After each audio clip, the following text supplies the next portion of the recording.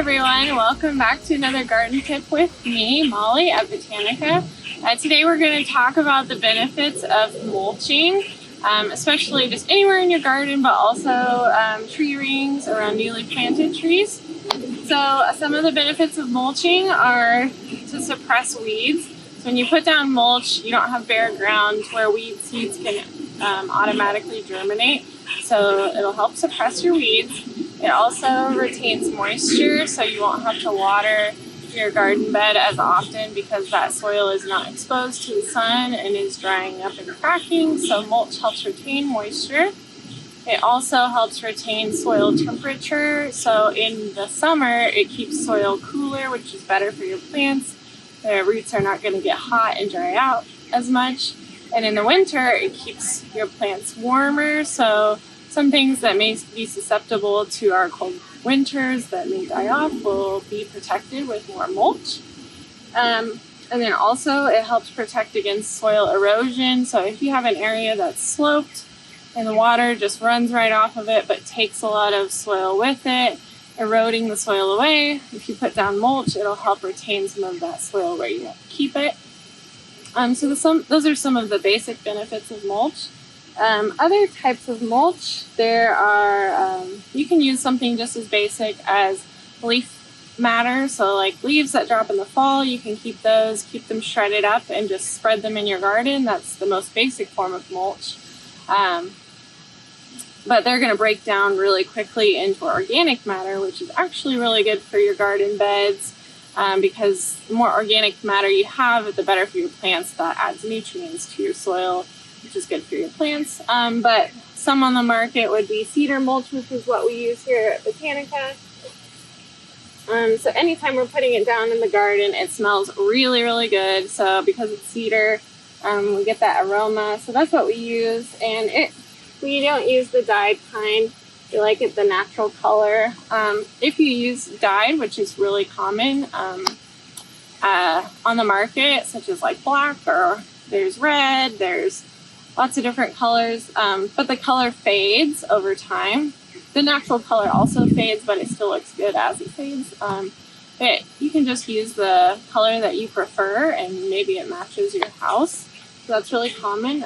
There's also, if you have a pine tree in your yard, you can rake out some of those pine needles and use that as mulch. That's really common in the eastern United States where pine trees are native. They use a lot of pine needle mulch, but you can use that in your yard. Also, rock is considered a mulch. It's a form of, you can put it around your plants, and it's something you can use instead of mulch. But those are some of the benefits and different types. And then lastly, if you have a tree that you just planted or that's relatively new, or any of your existing trees in your yard actually, you want to pay attention to the tree rings, especially if you have a landscape company that maybe mulches your yard. Pay attention to how they do it, because over time, if they keep mulching over the same area over and over again, it just continually builds up. So over time it can get compacted, which is the opposite effect of what you want. Water will not go through because it's so compacted. So make sure that if they're putting down new mulch or you're putting down new mulch, you kind of fluff it up, or just make sure that it's not so tight that water is not getting down in there. And then as far as tree rings go, you want to make sure that water, when it collects, is going to flow towards the tree. So if you notice that your mulch is built up on the trunk and then it slopes back this way, that's what we call a mulch volcano. So you want to make sure that you don't do that, because it really brings a lot of disease to the trunk of the tree. And if your water is flowing that way, that's flowing away from your tree, so your tree is not going to get any water. So that's really common if you see it in commercial landscapes around town. Just notice that's a mulch volcano, and that's bad. That's not what you want. So when you do put mulch down around trees, you want to kind of leave it as like a donut.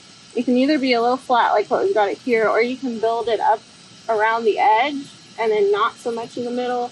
So that kind of creates a little pool for water to collect, and it will stay near your tree where you want it.